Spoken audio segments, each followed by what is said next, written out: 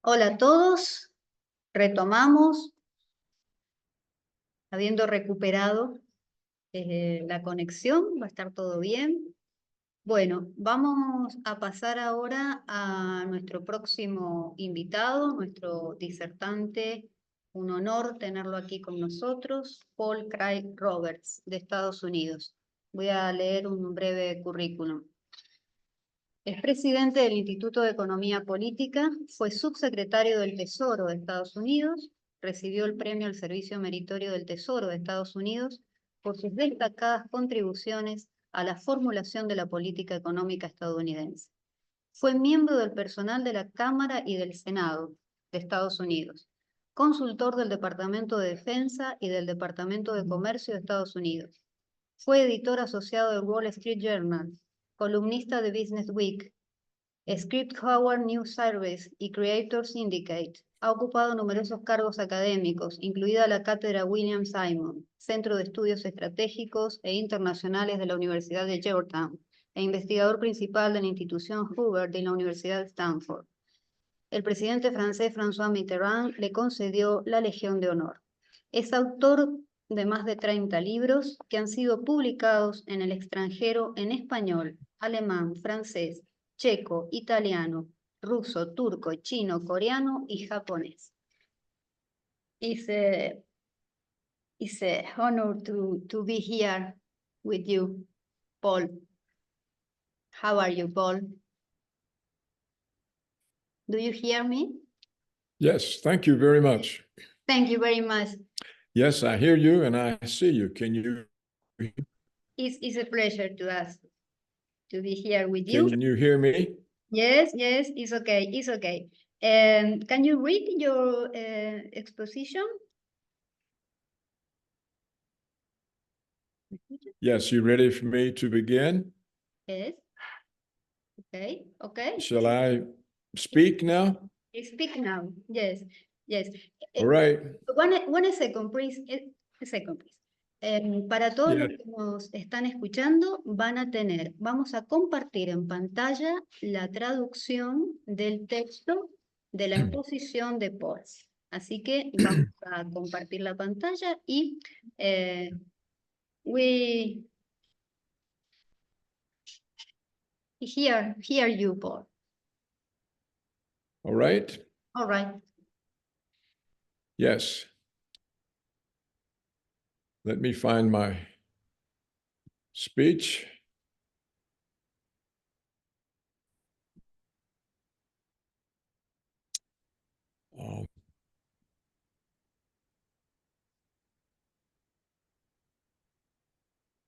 Something has happened.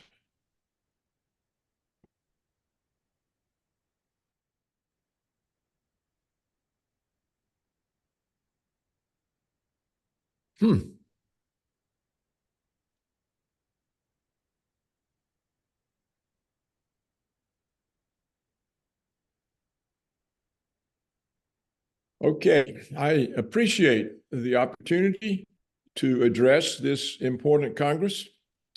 My topic is truth, and my address will be brief. Those of us who understand that there is more to life than material existence know that even the richest material life is justice and no accountability for governments and criminals.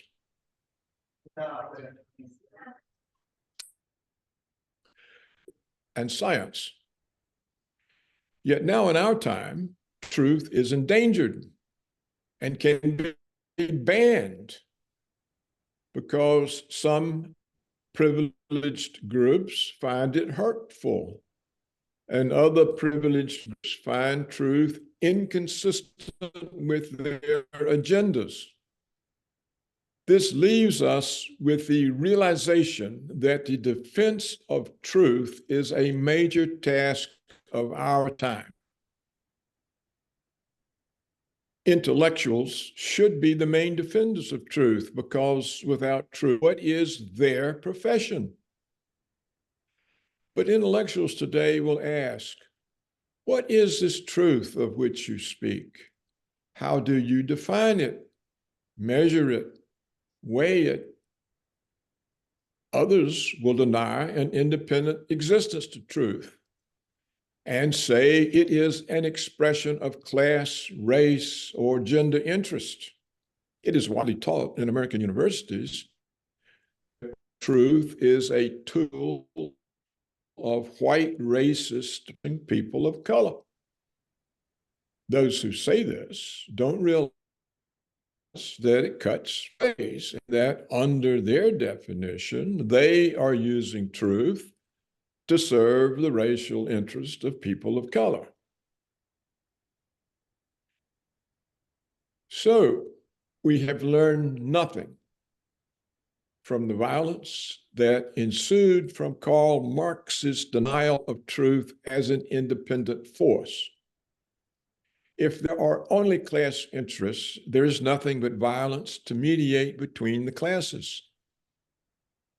Similarly, if there are only race and gender interests, how can differences be mediated except through violence? If truth is not an independent force that we respect, violence and tyranny are our future. We should be alarmed that it is in the Western countries where constitutions were devised to protect truth and free speech and assembly, and with prohibitions of a state religion and status-based law, it is in these countries that truth is being suppressed. In the United States, the print and TV media, Google, and social media cooperate with the federal government and its agencies in censoring and suppressing truth. This is revealed in many ways. For example, Elon Musk's release of the Twitter files and Amazon's suppression at the demand of the White House of books written by experts that warned of the dangers of the COVID vaccine. Today, in the United States, debate and free speech are no longer permitted. What can be said is closely controlled, even down to the use of pronouns. Today, women, people of color, and sexual perverts put the most preposterous interpretations on words and ordinary expressions of language that allow them to suppress the words and condemn the speaker for being offensive, for using speech. The term I just used, sexual pervert, is no longer permissible. It has been replaced by the other attracted. In other words, sexual perversion has been normalized. It is no longer perversion. Historians are at work revising history in keeping with the woke interpretation.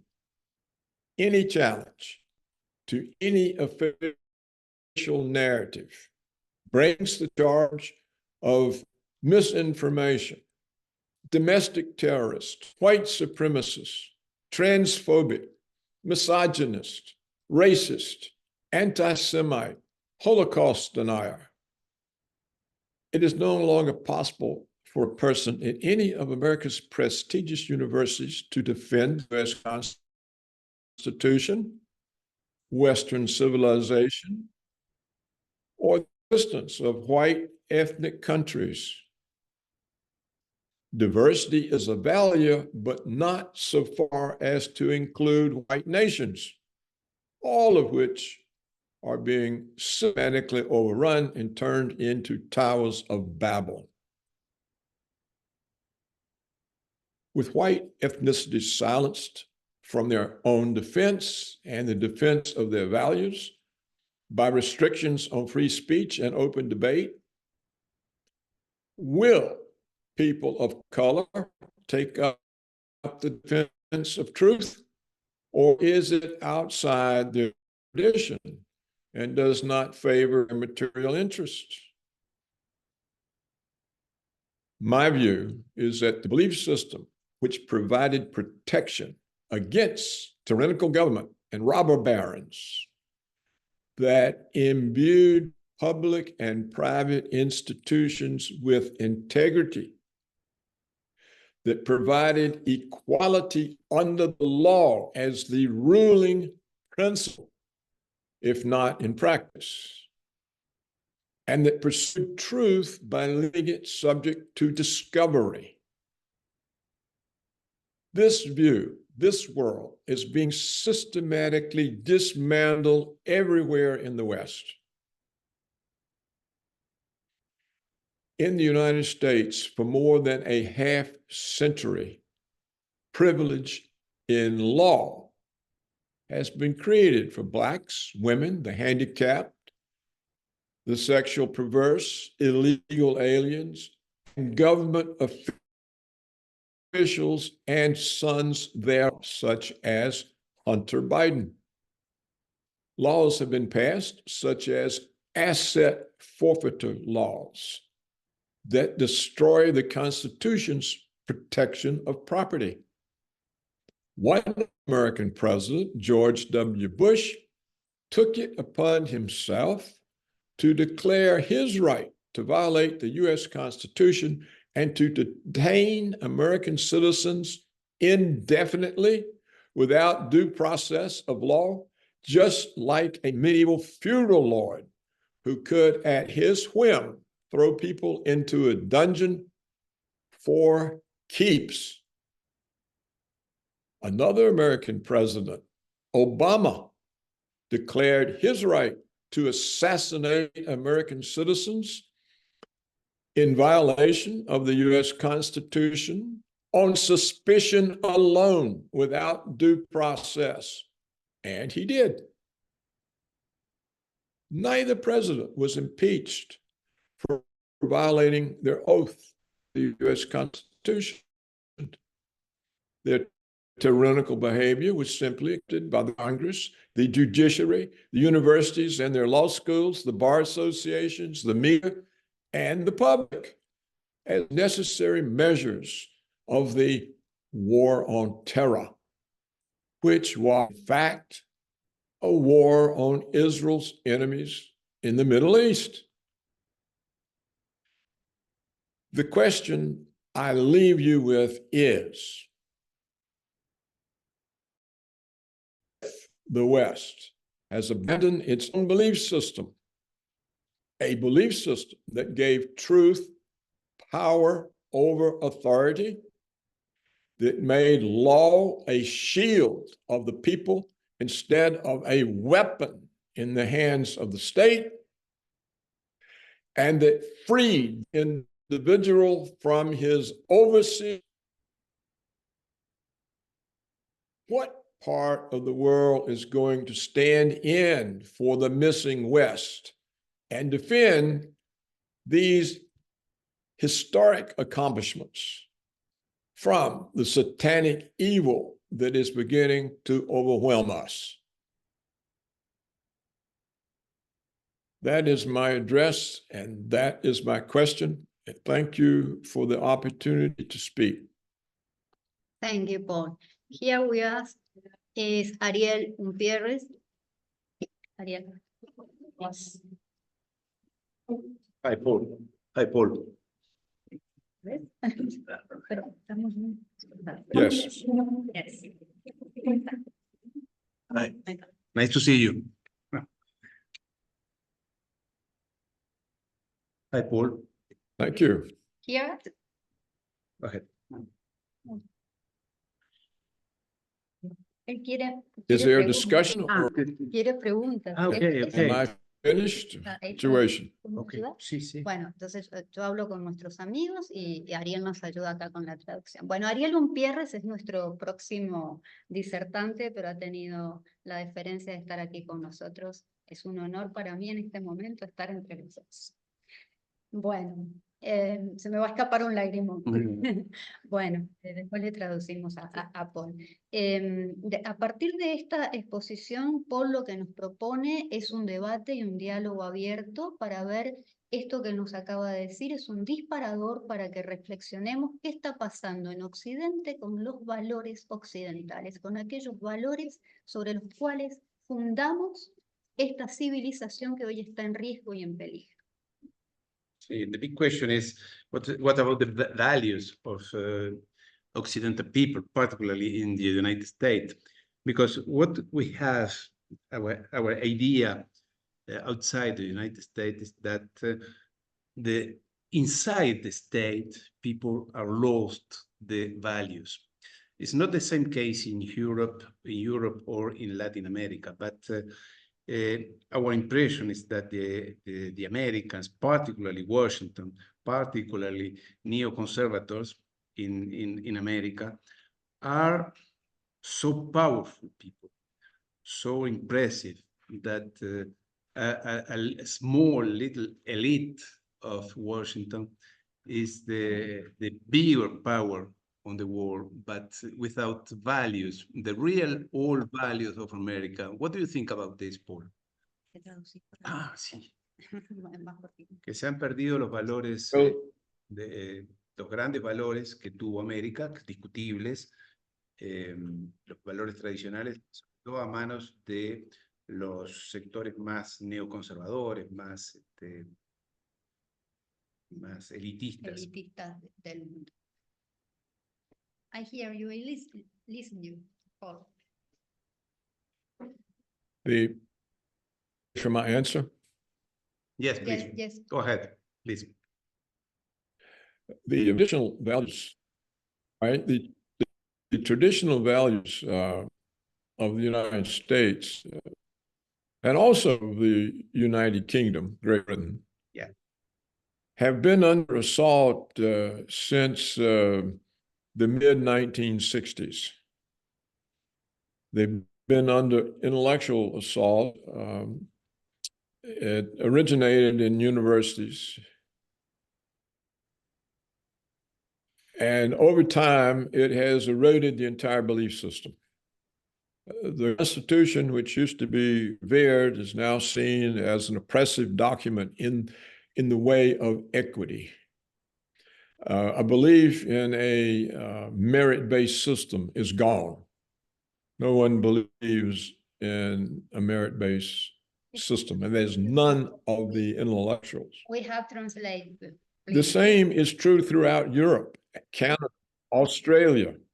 It's the whole West. I'm in contact with people in Ireland, in Norway, in Germany, in Italy. They all are watching their civilization collapse. Values, the base. In fact, in some of these European countries, the tyranny is more pronounced. It's further advanced than in the United States. What becomes civilization when it loses its belief in itself? And I don't see any sign of belief in the West. The neoconservatives are very influential in foreign policy. They basically have controlled American foreign policy in the 21st century.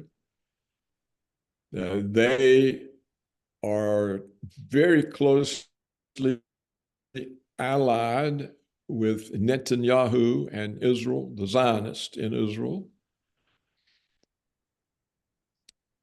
They're responsible for the wars. Their doctrine is almost nonsensical because at the very time that the belief system in the United States is collapsing, the neoconservatives teach that Americans are exceptional people, indispensable, and have the right to world hegemony. Well, how do you have the right to rule the world when you've lost your own belief system? Yeah. But you have in America also. The neoconservatives notice contradiction. There's a contradiction. They can't see it. And Paul, they are in danger because they are militaristically aggressive. 1 minute, please. I have to summarize some translation, excuse me, Paul, to Spanish. Yes. En general. Sí. No. Lo que ha dicho Paul es que los Estados Unidos, pero también otros países, particularmente Inglaterra y algunos países europeos, han perdido sus valores esenciales, y que en lo que hace a la política exterior está en manos de los sectores neoconservadores, muy amigos de Netanyahu. La síntesis, en síntesis. Bien. But Paul, I have a question for you, because you said that the neoconservators, but the evangelical people in America are very strong also, and they have, I don't know, 40% of the population, and very strong financially, politically, ideologically. What about this sector that is very difficult for us to understand what is the real influence in America, this religious, particularly the Protestant. Bien, o sea, la influencia de los sectores evangélicos, de pseudo religiones en América Latina, podríamos agregar principalmente en Brasil, pero también con mucha fuerza en Argentina a partir de la presidencia de Milei, como financiadores de las campañas de los políticos en Hispanoamérica. Entonces sería esa, ¿cuál es la influencia dentro de la dinámica del poder global de estos sectores? Que en Estados Unidos son muy importantes, ¿no? Que Son en el 40% de la población. 40% de la población. Your reflection, Paul.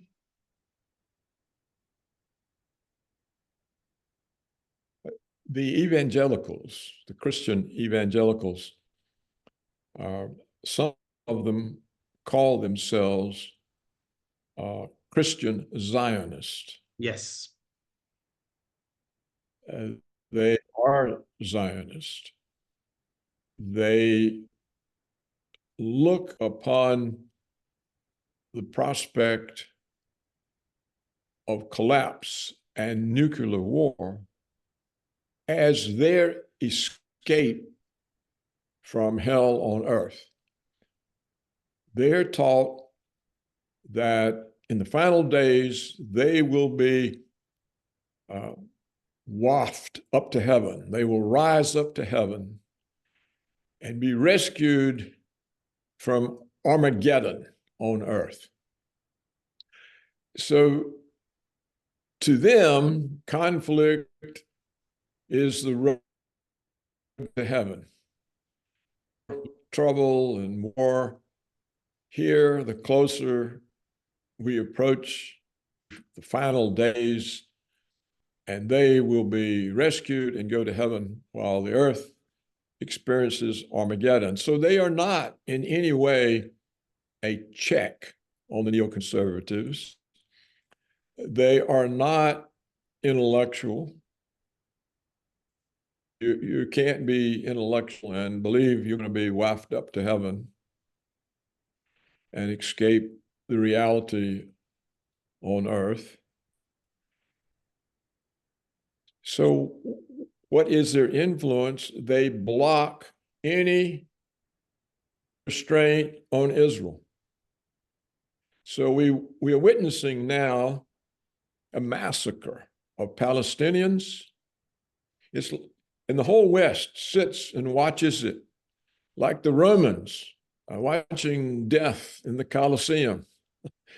It's become a form of entertainment and nobody does anything about it. And in the United States, if you raise criticism of what's going on in Gaza, what the Israelis are doing, you're immediately in trouble. You may remember that a couple of weeks ago, the presidents of 3 of America's top universities. They were all women, these presidents. They were called before the Congress and asked to explain why they allowed their students to protest against Israel's genocide of the Palestinians. They were put on the stand. They were berated by members of the United States Congress because the students had protested the massacre. One of the presidents had to resign, possibly all three. I don't remember. 1 minute, please, Paul. We all know we need that to translate. We need to translate to our friends. 1 minute. Lo que dice Okay. Paul es la influencia extrema que tiene este sector neoconservador en la política exterior y sobre todo en la proximidad con Israel y en cierto modo hasta la confusión que hay en los Estados Unidos con respecto a Israel. Hay una evidencia de que se está produciendo un genocidio, pero que a su vez la política exterior de los Estados Unidos está condicionada por estos sectores neoconservadores y evangélicos que están muy próximos a la política de Netanyahu, al Estado de Israel, y que incluso el presidente estuvo con un grupo de estudiantes y los universitarios, y los estudiantes le reclamaban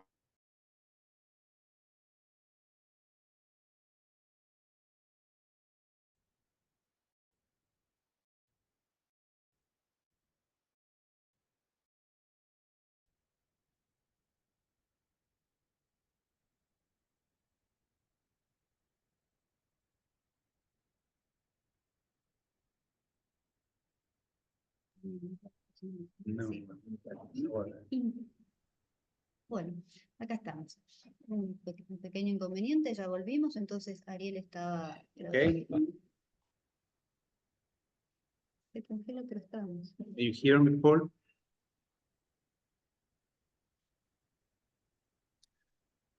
Sorry, I'm here. Okay, go ahead, please. Go ahead, please, Paul.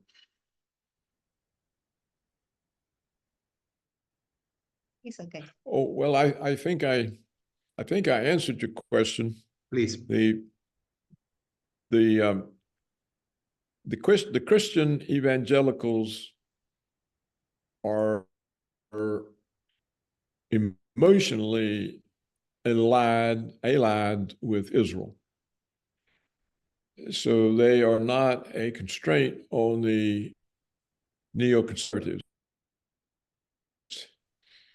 The neoconservatives, because their goal is American hegemony over the world. This is highly unrealistic. There's no prospect of them establishing hegemony over Russia and China. But they don't realize that, and so they're dangerous. Yeah. And there's no effective voice against them in the American foreign policy community. I have another question for you, Robert, please.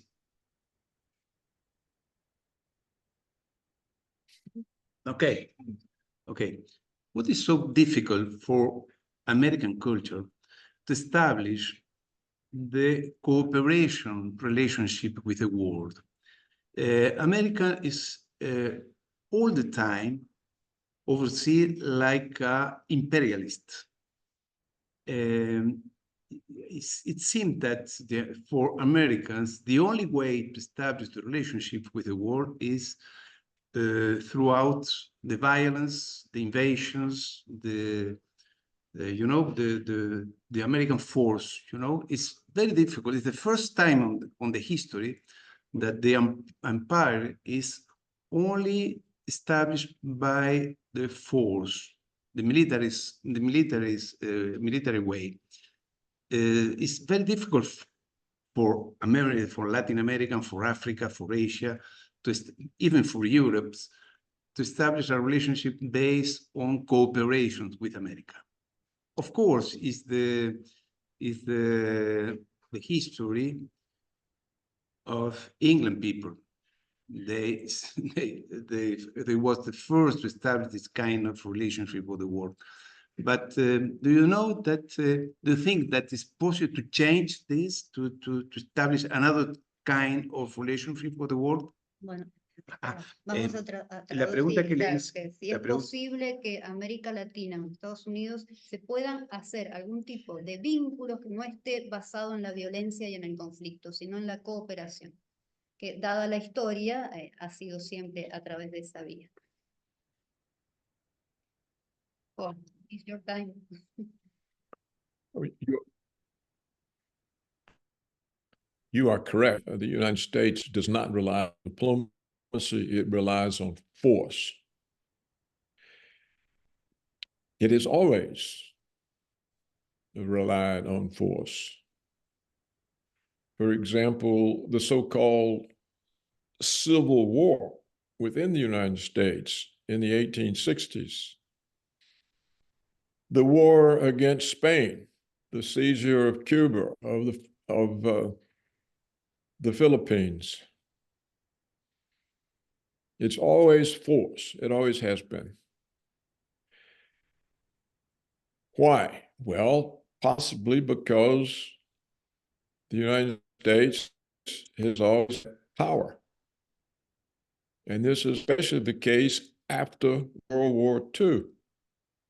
It only an industrial manufacturing economy that was not destroyed.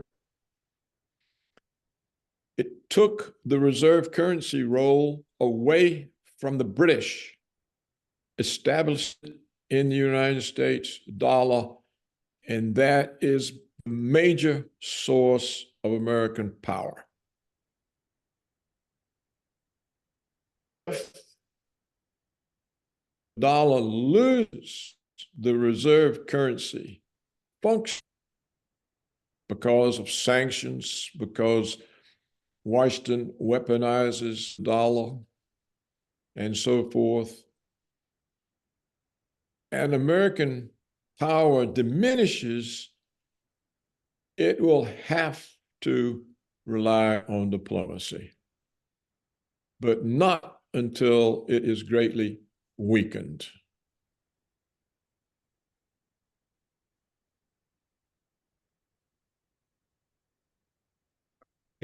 Lo que dice Paul es que tiene que ver con el propio poder económico, industrial y de sus finanzas, el poder del dólar, todo esto que ha consolidado los Estados Unidos después de la Segunda Guerra Mundial.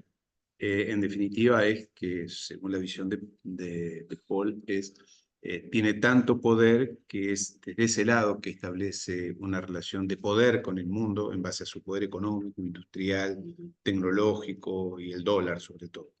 Tengo una pregunta. Sí. Paul,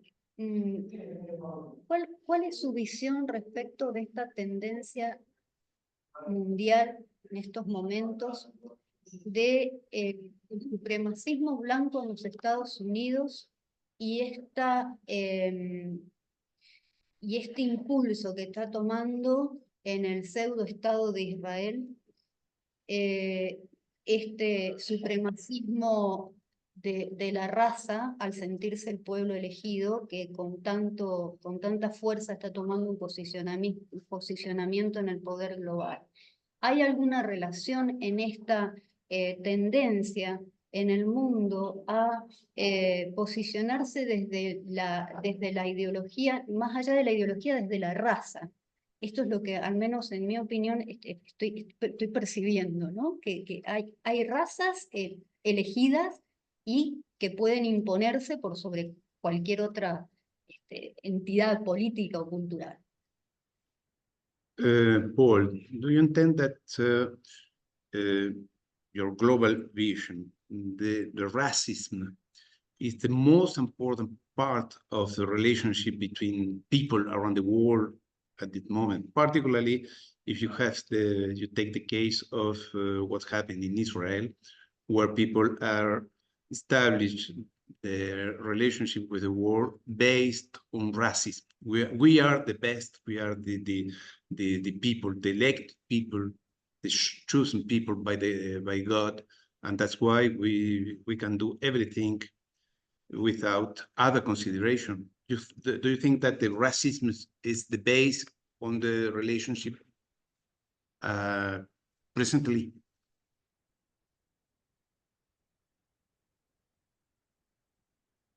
I understood the question.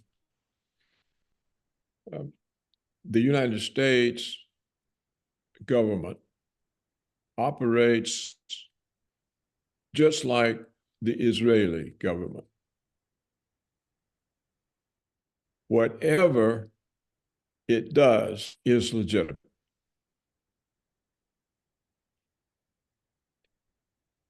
The Israeli government has no difficulty justifying its genocide of the Palestinians. So everything is permitted them. Washington has the identical view. Whatever it does is justified, absolutely necessary, morally necessary. These attitudes reflect extraordinary hubris, arrogance, and their success. They are never called. They get away with it. The States assassinates world leaders, overthrows governments, intimidates. The United States has intimidated Latin America forever. All of this is justified because the United States is exceptional, indispensable, just like the Israelis are God's chosen people. They have no comprehension that there's any constraint on their behavior. When you said that, perdón, sí voy a traducir. I have to translate, Paul. Me perdí. Que sí, que en el gobierno de los Estados Unidos le permite a Israel pasar todos los límites, que todo lo que hace le está permitido y Israel hace lo que quiere. I have another question for you. When you say, Paul, the American government, you said you intend that both parties are concerned, such as the Democrats and Republicans. It's the same. It's the same with Trump that with Biden. Sí, Es lo mismo demócratas o republicanos.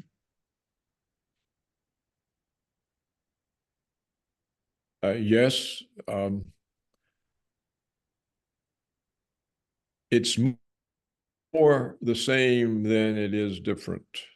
Okay. Now, the difference is fundamental. The difference between Trump and Biden, or between Trump and almost everyone else, is that Trump said, I represent the people. I am going to take the power away from the elites and give it back to the people. So Trump, unlike anyone, threatened the ruling elites who govern the country. This is why the people support him. They know that the government does not listen to them. It will not even protect the border.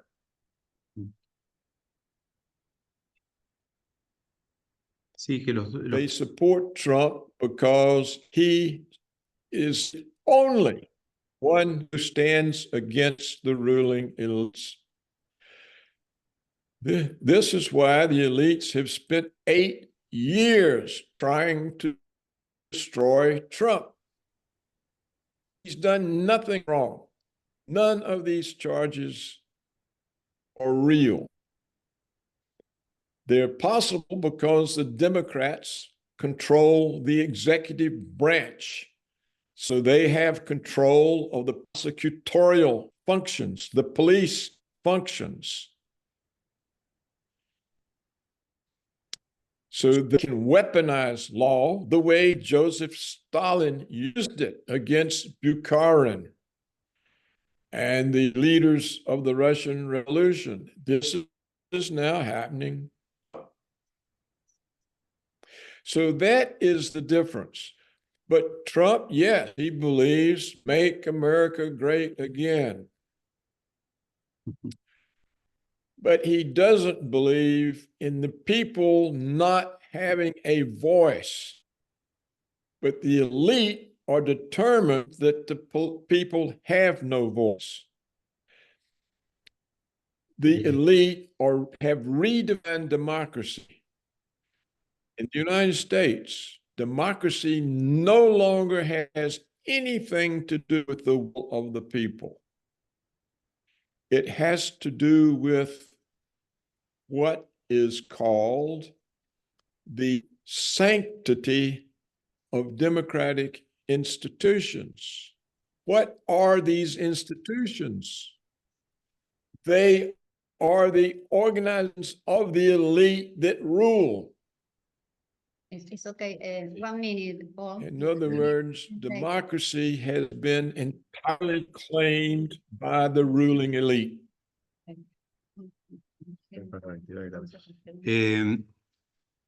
Yo le pregunté a Paul si los dos partidos, él concebía que los dos partidos eran más o menos lo mismo en su concepción. Dice que sí, y que incluso Trump, que yo le mencioné a Trump o Biden, que Trump era lo mismo, pero lo que sabe es mentir mejor e ilusionar a las personas con que él puede darles una voz en la democracia, pero la democracia está en los Estados Unidos, está muy herida de credibilidad de las personas y que, claro, él es demócrata, ¿no?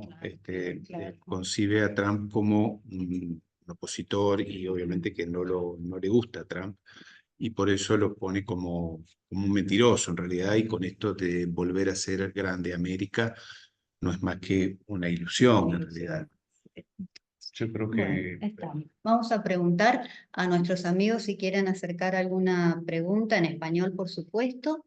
La pueden escribir en el chat y nosotros la leemos. Si hay alguna pregunta, entonces acá estamos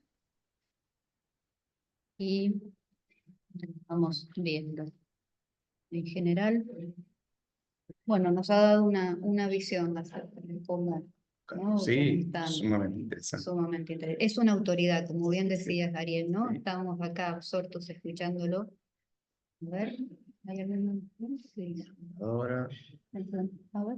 Dice, muy reveladora la información, esto se repite en nuestros países como calcado. Bueno, esta es una de los objetivos, Ariel, ¿verdad? De este congreso, de que todos empiecen a tomar conciencia de que es una calcomanía lo que pasa en un lugar. Sí. Ya es al revés, ¿se acuerdan del axioma que nos decían cuando éramos chicos que había que mirar la aldea para entender el mundo? Pues no, es al revés, hay que mirar el mundo para entender la aldea, para entender lo que está pasando en cada uno de nuestros pueblos, ¿sí? Y territorios, porque es exactamente lo mismo.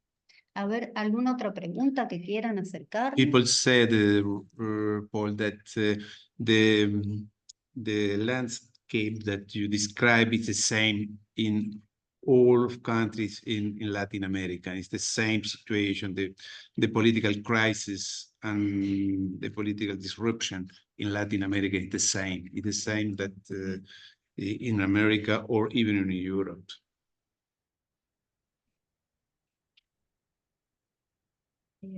¿Podríamos preguntar? Yes. ¿Podríamos preguntarle? Biden is he is a front man, a puppet. He is a puppet for the ruling elite. Who are they? Okay, the military security complex. Yeah. That's the Pentagon, the military, the armaments manufacturers, the FBI, the CIA. Okay, they're part of the ruling class. Another is the pharmaceutical industries, big pharma. Another is agribusiness. Another are the non-governmental organizations.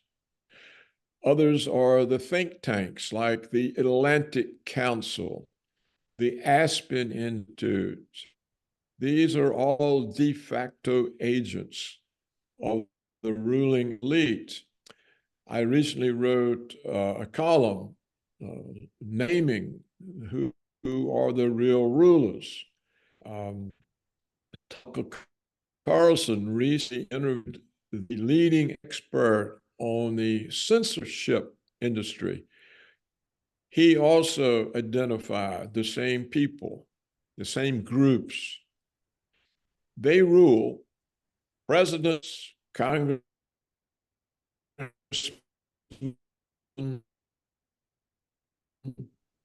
senators, people, because the members to Congress and elect the president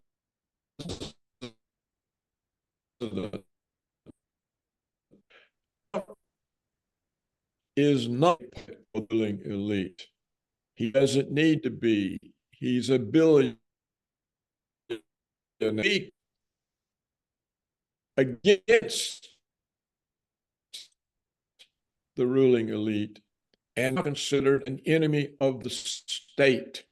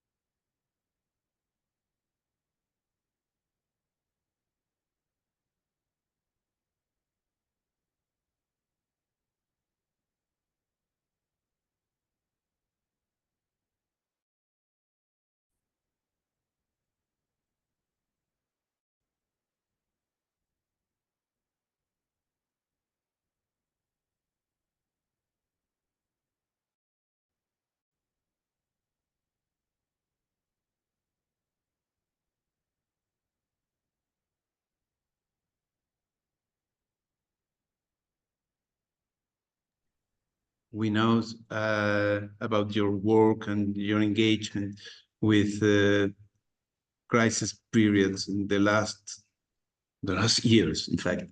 And Bueno, ¿estamos? thank you very much. Thank you very much. Hug, a big hug for you. Thank you, and God bless you. Thank you very much. Thank you for the opportunity to participate. And Bye. Bueno. I think the United States is failing freedom. It's going to need new. We hope so, yeah. Yes, por la libertad, por la verdadera libertad. Y no la libertad de las camarillas y las que nos quieren vender. Chau. Chau. Bueno, Chao. La verdad, te digo, Ariel, pero emocionada. Sí, muy interesante. Porque muy interesante, sé de tu admiración por él. Bueno, gracias por haber estado acá, por traducir. Y te vamos a aprovechar porque directamente te dejo frente a la pantalla, es toda tuya. Y continuamos con tu exposición, ¿te parece? Bueno, ¿Estamos claro, listos? no, Bueno, pero antes te voy a presentar, porque como no te voy a presentar, espérate un poquito, tengo acá un currículum muy cortito, porque si te tengo que presentar, voy a tener que estar hasta mañana con esto. Espérate. Bueno, Ariel Umpierre, que está acá a nuestro lado, en la Universidad Sorbona de París se graduó en Economía, Historia Medieval y Ciencias Políticas. No te privas de nada, ¿no es cierto? Y en la Georgetown University de Washington estudió Relaciones Internacionales. En la École de Haute, mi francés es espantoso, pero ya lo va a decir bien vos bonito, se especializó en los procesos políticos de Asia Central. Sin embargo, lo más destacable de su carrera profesional han sido los altos puestos ejecutivos que ha ocupado en grandes empresas multinacionales, tanto de Europa como de Estados Unidos y Brasil. Es fundador y conductor del canal de YouTube Geopolítica e Historia, en el que junto a prestigiosos invitados analiza la geopolítica mundial. Fue CEO y vicepresidente ejecutivo de Relaciones Internacionales en multinacionales en los sectores de biotecnología, armamento y telecomunicaciones. Fue representante francés de la industria de armamento ante la Organización Mundial de Comercio. Negociador ante la Unión Europea y los gobiernos de China, Polonia y de varios países del sudeste asiático. Es un buen conocedor del entorno de negocios imperante en Asia y en Latinoamérica. Vivió en diferentes zonas de guerra de África, Sarajevo y Kosovo, desempeñándose como voluntario humanitario ayudando a poblaciones civiles. Como coleccionista, curador y empresario de arte contemporáneo, fundó la Galería de Arte que fue distinguida como la mejor galería de la ciudad de Miami, Estados Unidos. Nació en Montevideo, Uruguay, pero vivió casi toda su vida en París y largos periodos en Roma, Nueva York, San Pablo y Buenos Aires. Habla 5 idiomas. Bueno, después de esto me retiro y los dejo en manos de Ariel.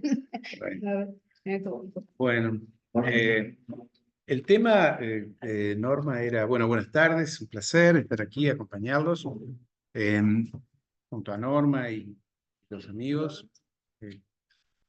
para hablar de geopolítica, ¿verdad, Norma? Sí, así es. No dijimos el título de tu charla, eso sería muy bueno. ¿Cómo se estructuró el poder global? Historia, actualidad y perspectivas. Bueno, ¿cómo se estructuró el poder global? Es todo un tema que da para conversarlo con amigos y con colegas durante horas o días. O sea que yo no tengo la respuesta. Tengo una percepción que se basa principalmente sobre todo en mi experiencia, sobre todo en mi experiencia profesional. No tanto académica, si bien todo eso que he estudiado y es cierto, lo más importante que yo rescato para darle cierta solvencia o respaldo a lo que voy a decir es en base a mi experiencia, sobre todo profesional, en esto de las grandes empresas. Y cuando digo grandes empresas, digo, y en sectores como estos que acabamos de mencionar, que son el armamento, la biotecnología y las telecomunicaciones, son sectores estratégicos donde se expresa el poder de verdad, donde por circunstancias de la vida, familiares inclusive, vengo de una familia de políticos, tanto franceses como italianos, donde por razones, circunstancias de la vida y laborales y demás, me ha tocado estar en lugares de poder. No porque yo sea o haya sido o esté siendo una persona de poder, sino por circunstancias. Y esta frecuentación del poder y también con este bagaje académico, siempre me aparecía una pregunta que de alguna manera no era para dejársela planteada a Paul porque daba para un debate y la traducción y la latencia tecnológica complicaba, pero que en los Estados Unidos en ciertos sectores está presente, en Europa también, pero más que nada en Asia está muy presente.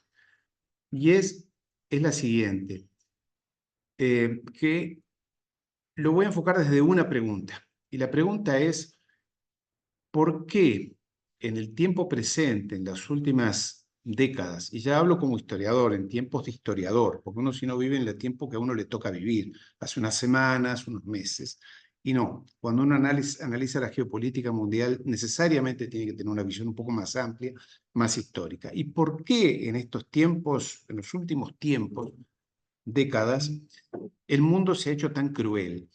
¿Por qué la humanidad se ha hecho tan mala? ¿Por qué hay tanta maldad? ¿Por qué hay tanto espíritu de venganza, tan sanguinario, tan revanchista, tan desconsiderado con los semejantes? Y ahí me di cuenta que mis maravillosos estudios académicos no me alcanzaban y prácticamente no me servían.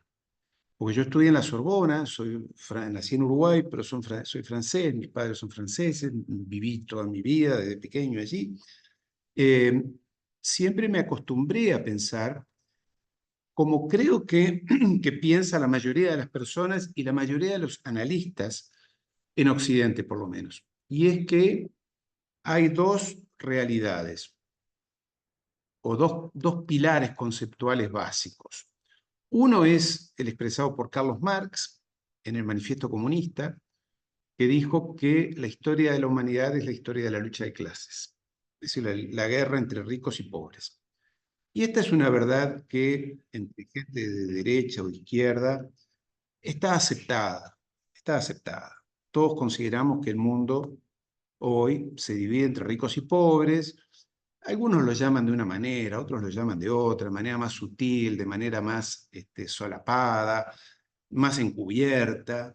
Pero desde Milei en Argentina hasta Fidel Castro en Cuba dicen más o menos lo mismo. Esta es una lucha entre ricos y pobres, o por quién se apropia o se apodera de un pedazo más grande de la torta de la economía. Voy rápido en la síntesis. Y el segundo concepto que ha conformado o ha educado, creo yo, a la cultura occidental en los últimos 200 años es aquello de Locke, que es el hombre es un lobo para el hombre. Es decir, somos todos contra todos. Más o menos, y en esto sin entrar en el debate político, más o menos lo que dice Javier Milei en Argentina. Esto es un mercado, la sociedad en la que vivimos es un mercado, no es una comunidad, es un mercado, en el cual todo se compra y todo se vende, y el que tiene para comprar, compra, y el que no tiene para comprar, se jode. Vamos a decirlo, este es más o menos lo mismo, somos todos contra todos. Y aquí me vuelvo a la pregunta que me hice y que me hago desde hace muchos años. ¿Por qué los seres humanos, con todos los desarrollos tecnológicos, culturales, científicos, salimos de las estepas de las sabanas africanas hace 50.000 años? ¿Cómo llegamos hasta acá siendo que no podemos vivir, como le pregunté a Paul recién, basándonos en algún sentido de cooperación, porque evidentemente cuando los seres humanos cooperamos es cuando mejor prosperamos? No es cuando nos enfrentamos, hacemos la guerra, peleamos, por las razones que sea, con las justificaciones que sean. Todas las guerras han sido justificadas. No ha habido para el que la ha hecho ninguna guerra injustificada. Todas han sido justas. Te pongo comillas, obviamente. Pero ¿qué nos conduce, y sobre todo en estos últimos siglos, 200 años, a no aprender, a estar mirando ahora por televisión y por las redes sociales un genocidio en el cual se han muerto, se han asesinado, no se han muerto, se han asesinado, cifras oficiales, 30.000 niños? Decía Norma recién, yo he vivido en zona de guerra durante 6 años y Naciones Unidas sabe que cuando las cifras oficiales son 30.000 es porque en realidad hay que multiplicar por 3 o por 4. Porque claro, debajo de esos escombros no se sabe cuánta gente hay, y en medio de una guerra, no de una guerra, de un genocidio como este, nadie lleva la contabilidad o la estadística. Entonces estamos hablando de 90, 100.000 niños asesinados, más los adultos y demás. Y lo estamos mirando por televisión y por internet, mientras comemos, mientras tratamos de salir adelante, y esto con cierta, y me incluyo, ¿no?, con cierta banalidad. Y aquí entonces vuelvo a la primera pilar dogmático. La historia de la humanidad es la historia de la lucha de clases. O sea, vivimos en un mundo en el cual todo gira en torno a lo económico. El más rico quiere ser más rico, el más pobre trata de no ser tan pobre, etc. Y a mí esas ecuaciones no me alcanzaban, y por eso Norma decía que estudié mucho, porque en realidad buscaba alguna respuesta adicional. Y yo vengo de formación de izquierda, mi madre era marxista, o sea que no me es ajeno todo esto, y no lo combato, por así decirlo, desde la derecha, si alguien cree que la derecha es eso. Pero no me alcanzan estos pilares para entender esta pregunta esencial. ¿Por qué hay tanta maldad en el mundo? Y lo primero que veo, y aquí funciono como historiador, es que no toda la historia de la humanidad ha sido como está escrito en el Leviatán, de que el hombre es un lobo para el hombre. Y lo que le pregunté a Paul recién es, ¿por qué no se puede ser de un imperialismo, en el caso de los Estados Unidos, más cooperativo? ¿Por qué siempre se basan ellos en la violencia, en la opresión, en la bomba, en la guerra y demás? Siempre. Con su tradición británica, ¿no? Por su tradición británica. Y allí encuentro algunas claves que son históricas. Y es que esta cultura occidental, Asia no tiene nada que ver con esto, ¿eh? Esta cultura occidental ha estado dominada en estos últimos 250 años por esta visión escatológica que tienen los británicos y que les transmitieron a los norteamericanos. En realidad no les transmitieron, los padres fundadores, los padres peregrinos norteamericanos eran ingleses, británicos, fanáticos puritanos que se fueron de Inglaterra porque Inglaterra era demasiado tolerante. Imagínense de lo que estamos hablando. Y que llegaron allá por 1615, 1650, en el Mayflower y demás, llegaron a los Estados Unidos pequeños grupos y que estaban a punto de morirse y que fueron los indios, no recuerdo cuál de las tribus o comunidades, las que les enseñaron a comer, a plantar, les dieron comida, los protegieron de alguna manera, esos indios, a que esos colonos, aquellos peregrinos que llegaron, y que de allí viene el famoso día más importante que para los norteamericanos es Thanksgiving, el Día de Acción de Gracia. Es más importante que para nosotros el Día de Navidad. Separa el mundo el Día de Acción de Gracia en el que comparten el pato. Y eso es muy importante. Ahora, lo que la historia no cuenta, y que por eso para nosotros es difícil entender, porque hay cortes en la historia que si no lo estudias a fondo, no entiendes, te cuesta entender, estoy moviendo te cuesta entender el presente y entender esto de por qué hay tanta maldad. Lo que no se cuenta es que esos peregrinos que llegaron, llenos de un idealismo, ellos decían que eran la decimotercera tribu perdida de Israel, se identificaban con el pueblo judío, se identificaban con la causa judía, no con el sionismo, con la causa judía, que llegaron a los Estados Unidos, los indios les dieron de comer, ellos aprovecharon esa situación y después los mataron a los indios. Los mataron a los indios. Hicieron el último o un gran genocidio, que no lo hizo el Imperio Español, también eso es una mentira, no lo hizo el Imperio Español en América Latina, pero estos peregrinos, y que después fueron muchos más, terminaron masacrando a todos los indios, aquellos incluso que los habían salvado y les habían dado de comer. Y lo hicieron con los mismos principios que Israel ahora está haciendo el genocidio contra los palestinos. ¿Cuál es ese principio? Ellos son subhumanos, ellos no merecen vivir, pueden no vivir, lo mismo que dijo Netanyahu hace pocos días atrás, y que lo dicen varios de sus ministros y la mayoría de los líderes rabínicos de Israel, es el mejor palestino, es el palestino, escucho, el palestino muerto. Como decían de los indios, el mejor indio es el indio muerto. Exactamente, es el indio muerto. Y decían en aquel momento, y es lo que dicen ahora esta gente acá.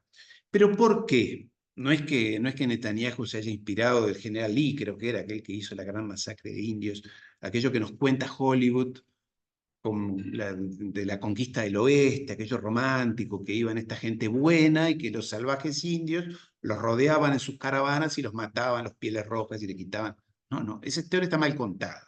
Una vez más, Hollywood contó mal la historia para hacer quedar bien a aquellos padres peregrinos. La verdadera historia es que esta gente llegó allí, llegó, como insisto, llegó fanatizada en su concepción religiosa, religiosa. Y esto es lo que quiero que quede bien claro. Su concepción religiosa. No era ideológica en general, era religiosa. Y ellos se sentían que llegaban a la tierra prometida. Todo lo que dice Netanyahu, y digo Netanyahu por sintetizar, ahora es lo mismo que decían los padres fundadores de los Estados Unidos hace 300, 350 años y que han repetido a lo largo de estos siglos y que se ha impregnado en la cultura americana. Por eso a Paul le costaba explicar, bueno, fue muy sintético todo esto, le costaba explicar esa historia, esa parte de la historia norteamericana. Ahora, ¿cuál es la síntesis de todo esto? ¿Cuál es el punto de partida de todo esto? ¿Esta gente era mala? ¿Esta gente esta gente tenía algún diablo por dentro? No, nada de eso. Esta gente tenía una concepción religiosa, una visión escatológica, que él habló del fin del mundo. Recién Paul dijo, esta gente, los evangelistas creen que al cabo de un proceso de largas catástrofes, de duras catástrofes, el mundo les va a dar la gracia, la famosa gracia, y la bendición y la redención. Esto es lo que dicen los evangelistas hoy en los Estados Unidos, que son el 40%, un poco más, de la población norteamericana. Son 40 millones de norteamericanos que todos los domingos van al templo y los pastores, incluso los telepastores, estos que salen en la televisión tan importante en los Estados Unidos, los adoctrinan cotidianamente, igual que hacen los rabinos en Israel. ¿Y cuál es la esencia de todo esto? Porque acá pasó algo que no se lo estudia con profundidad, que fue un fenómeno disparador de todo este proceso. Todo esto tiene raíces muy anteriores, pero me voy a quedar por allí por el 1650. 1650. Retengan esta fecha. Había un señor que se llamó Oliver Cromwell en Inglaterra, que fanático puritano, no era solamente protestante, él no adhería solamente a los principios de Martín Lutero, sino que iba con Calvino, el fanático aún mayor del protestantismo, del evangelismo, fanático. Todo lo que se puedan imaginar de un fanático religioso, que quemaban a las brujas, que hicieron masacres de todo tipo, que adherían a Calvino, aquel que vivió poco después que Lutero en Ginebra. Y este hombre, Oliver Cromwell, se apoderó del poder de Inglaterra. Muy importante esto. Llegó incluso a cortarle la cabeza a Carlos I, el rey, porque no era lo suficientemente puritano, no era lo suficientemente, no estaba conforme a sus doctrinas. Y estableció un movimiento, el puritanismo, muy poderoso en Inglaterra. Ya digo, le cortó la cabeza al rey, no era para menos, y gobernó Inglaterra, él y su hijo, durante 15 años más o menos. En el medio hizo, y ahora verán que tiene trascendencia histórica, hizo la famosa conquista y matanza de Irlanda. Seguramente algunos que tengan algunos años recordarán que Irlanda hasta hace poco era una guerra civil, matanzas y muertes y venganzas entre protestantes ingleses y los católicos irlandeses. Bueno, eso que hoy sigue latente, hoy si uno va a la ciudad de Belfast, verá que está dividida los barrios católicos y los protestantes, con vallas, con muros, con alambradas, con policías. Hoy en día, estoy hablando de hace, lo mismo que pasa en Gaza. Lo mismo es exactamente, yo he mostrado en un video imágenes de los dos lados. Esa Irlanda sigue aún con la herida de aquello que hizo Oliver Cromwell hace 350 años. Y que desde entonces hizo esa matanza, ya digo, de católicos, también lo hizo en otras regiones, Escocia, e hizo lo mismo que hacen los judíos israelíes sionistas hoy. Es decir, llevó a Irlanda colonos ingleses, protestantes, y los metió dentro de las comunidades católicas para colonizar. Y allí desde hace 350 años esas dos comunidades se odian profundamente. Más allá de la publicidad y más allá de las buenas intenciones, esas dos comunidades se siguen odiando.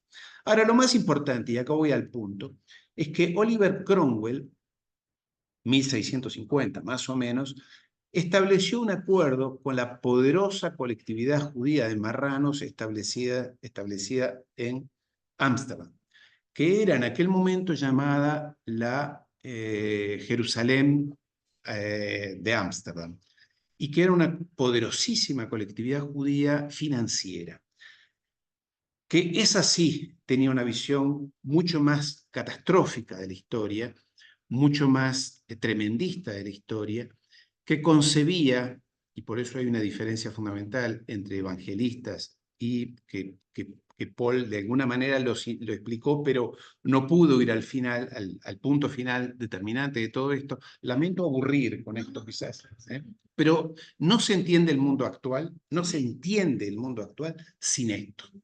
Esta es mi opinión. El mundo actual no se entiende sin entender de dónde venimos.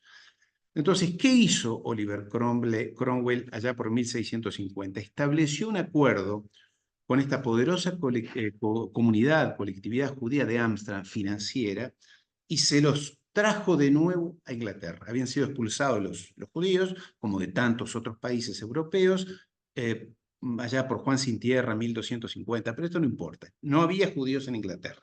Quedaban unos pocos decenas de judíos.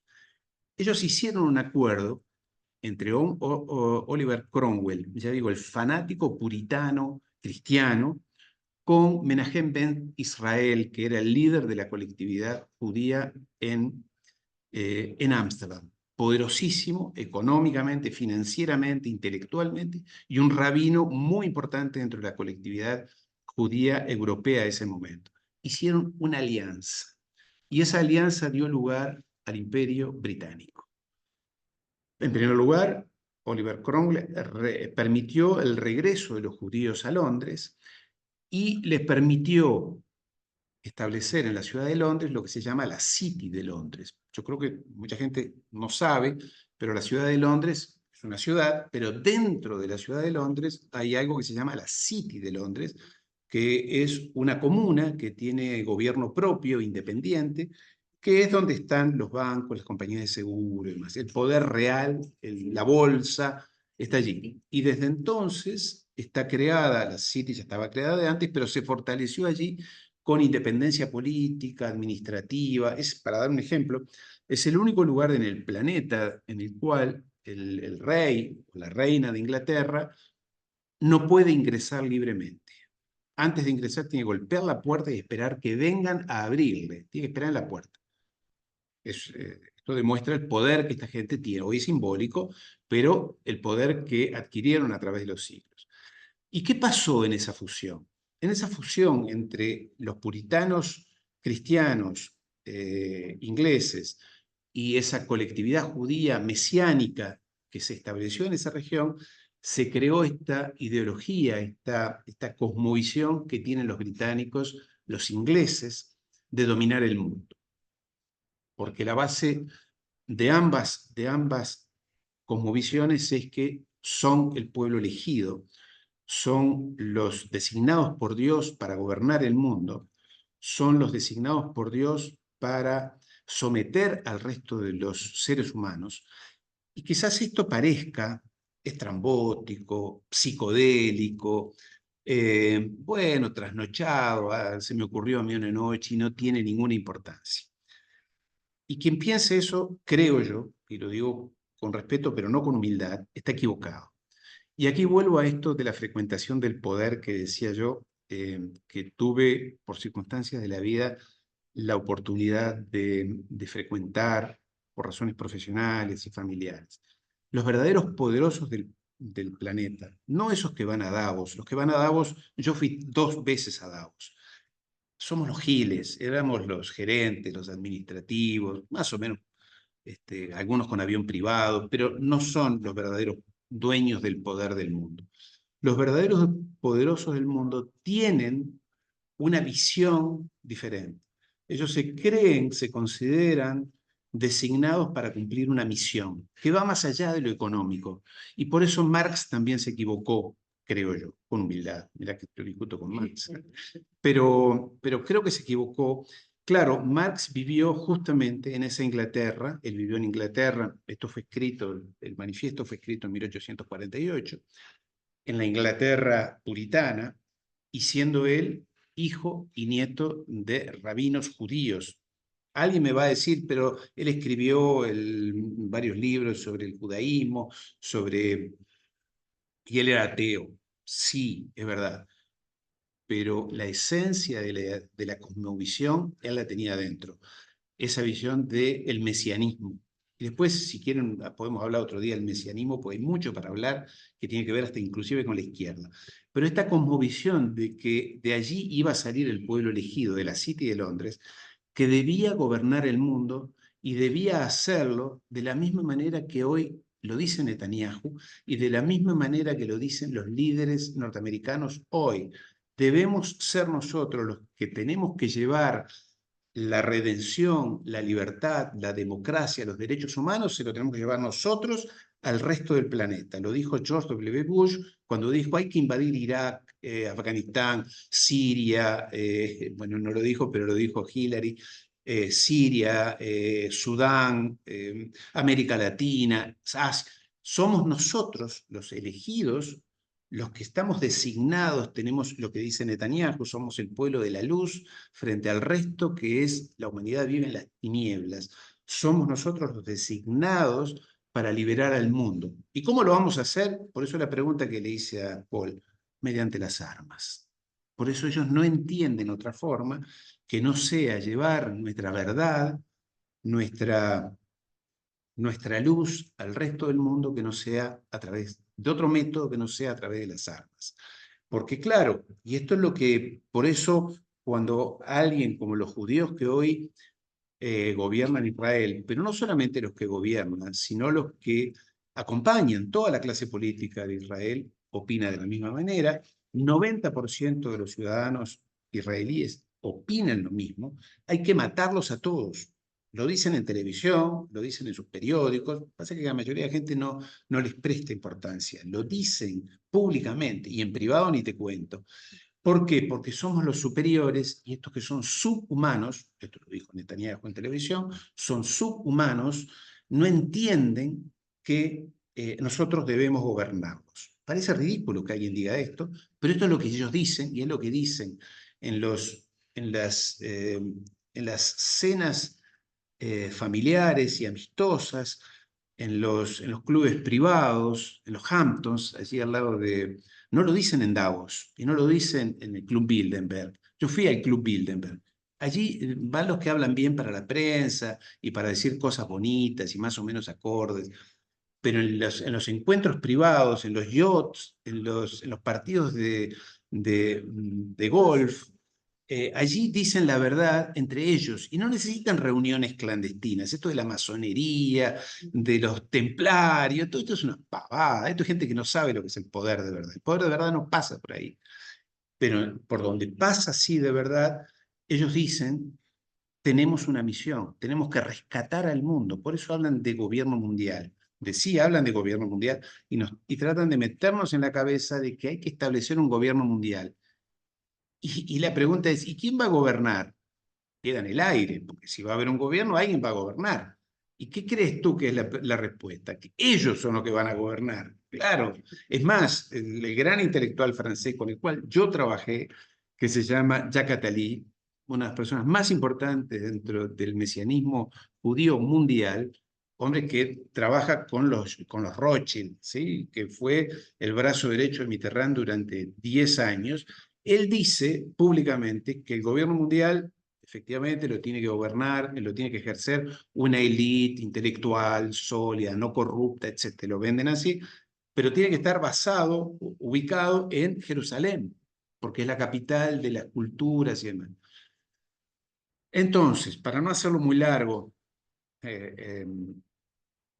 Norma, para no hacerlo muy largo, lo que está pasando en Israel hoy es horrible, es espantoso, es condenable, y yo creo que a Israel la ha condenado definitivamente. Yo creo que Israel no tiene futuro histórico, no tiene futuro histórico, porque además existe, y su poder se basa pura y exclusivamente en el respaldo y en la presencia de los Estados Unidos. Pero lo que está pasando hoy es que estamos presenciando esto que estamos presenciando y pocas personas lo están poniendo en un contexto, que es lo que trato de hacer yo. Por eso es lo que yo trato de hacer es no es solamente contar una historia, es poner en un contexto histórico y explicar por qué esto sucede y cómo va a terminar esto. Quizás ganen porque son muy poderosos, tienen los bancos y sobre todo tienen los medios de comunicación. La mayoría de las personas miran la televisión, leen los diarios y repiten una visión que es la misma que ellos tienen. Lo que pasa es que no lo explicitan, ellos no lo explicitan. Paul más o menos de alguna manera lo dijo: los evangelistas creen en el final de los tiempos y que van a ser redimidos en el final de los tiempos, y los judíos dicen mucho más importante que eso. Y no estoy haciendo el banal antisemitismo, complotismo, entre otras cosas yo digo, pues yo tengo una hija judía, o sea que yo de antisemitismo creo que no tendría nada para decirlo, pero bueno, estoy explicando lo que esta gente que controla el mundo, son los que controlan el mundo. El poder de Washington está en manos de esta colectividad, está en manos de estos neoconservadores de los cuales le pregunté a Paul, que son todos judíos con doble nacionalidad. Victoria Nudelman no se llama Nuland, ella ha transformado su apellido, su verdadero apellido es Nudelman. El actual secretario de Estado, Paul Blicken, tiene doble nacionalidad. Jack Sullivan, el secretario de Seguridad, todos los que están dirigiendo sobre todo la política exterior, como bien dijo Paul, son neoconservadores, son prosionistas fanáticos que tienen esta visión en la cual ellos creen que la misión histórica de la élite poderosa del planeta, no la que va a Davos, pues habla de economía, la élite poderosa del mundo cree que la redención, y con esto concluyo porque hacen alusión a los libros sagrados, ya sea el Antiguo o el Nuevo Testamento, dicen que la felicidad del mundo y la redención del mundo vendrá al cabo de un proceso que ya se está acelerando de grandes calamidades, y lo dicen así: grandes calamidades, grandes crisis, grandes epidemias, grandes guerras, grandes revoluciones. Por eso ellos no le tienen miedo, no le tienen miedo. Ellos creen que se van a salvar, sí, pero también se sienten adentro. Tampoco creamos en una cosa solamente maquiavélica. Son satánicos, sin duda, pero no creamos que ellos dicen yo me voy a salvar. Ellos están dispuestos inclusive a perder en esto, porque su cosmovisión y su fanatismo los lleva a creer en que la humanidad se va a salvar al cabo de un largo proceso de catástrofes y guerras y demás. Los judíos, y acá termino, no me prolongo más de esto, los judíos dicen, y esta es la contradicción que tienen con los evangelistas, que son sionistas los evangelistas.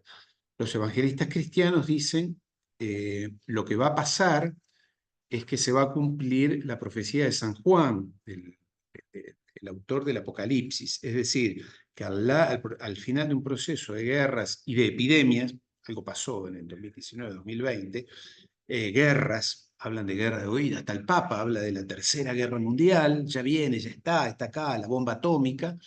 Nos están acostumbrando a esta idea, a esta hipótesis del fin de los tiempos. Los cristianos dicen, al final de ese proceso volverá Jesús, que ya estuvo Jesús, el Mesías ya fue, es ese. Los judíos dicen, no, el Mesías no era aquel, vendrá el Mesías al final de los tiempos y nos va a redimir. ¿Pero a quiénes va a redimir? A nosotros, al pueblo elegido.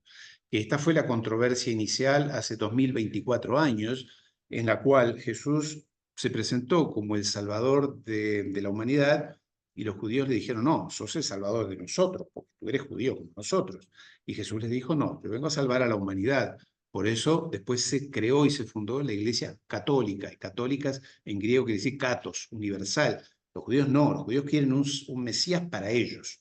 Entonces dice, va a llegar un Mesías al final de estos tiempos de calamidades y de cataclismos, que nos va a salvar a nosotros y nos va a poner al frente del gobierno mundial.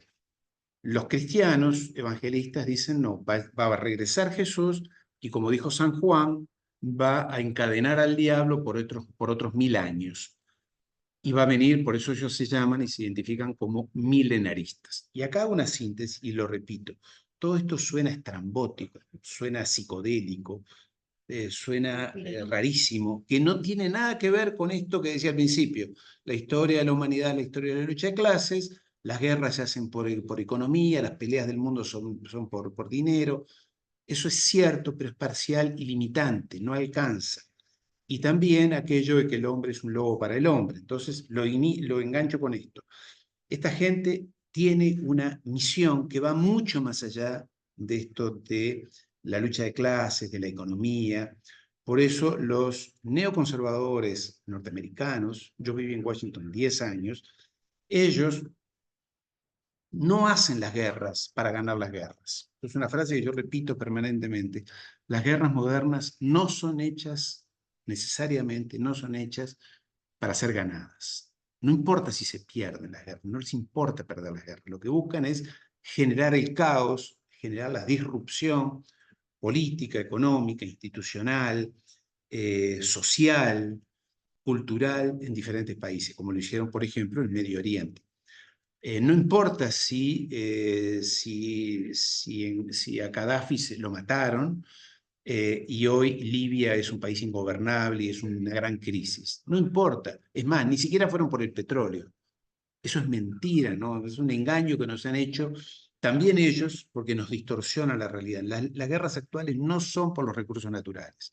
Los recursos naturales las grandes multinacionales los compran. Es más barato comprar el petróleo que robárselo a Saddam Hussein, porque eso crea enorme conflicto, enormes disrupciones, la cadena de suministros. Y acá hablo como habiendo sido un altísimo directivo de una multinacional. Los conflictos sociales y geopolíticos son perjudiciales para los negocios. No sirven para los negocios. No sirve invadir Venezuela por el petróleo. Es más fácil comprárselo al precio de mercado. Y Maduro estaría feliz de poder vender el petróleo. El conflicto con Venezuela es para generar conflicto social, económico, disruptivo, político en esa región. Entonces, para sintetizar y terminar,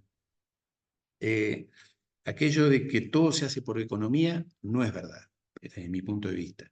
Y aquello de que el hombre es necesariamente malo, el lobo, un hombre es un lobo para el otro, también es falso.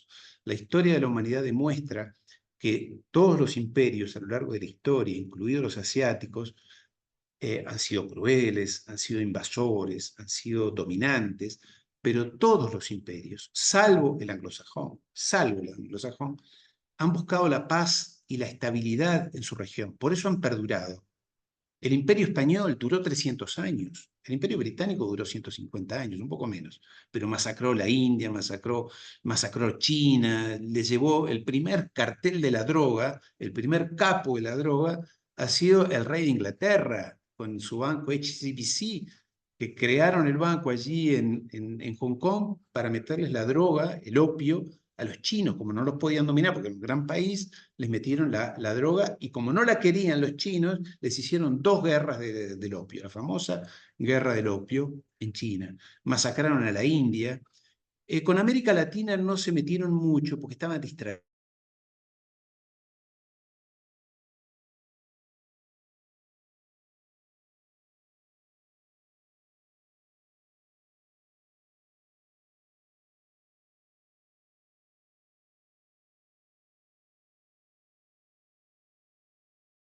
Africanas y convertirnos en algo mejor. Claro que sí, han habido cosas horribles a lo largo de la historia, claro que sí. Pero el imperio británico y estos sionistas, por eso yo digo, el imperio actual me gusta caracterizarlo como anglo-sionista, porque se mezclaron esas dos visiones, de la de Cromwell, ese fanático cristiano, puritano, con la de Menahem Ben Israel, esos fanáticos mesiánicos, judíos, que fueron...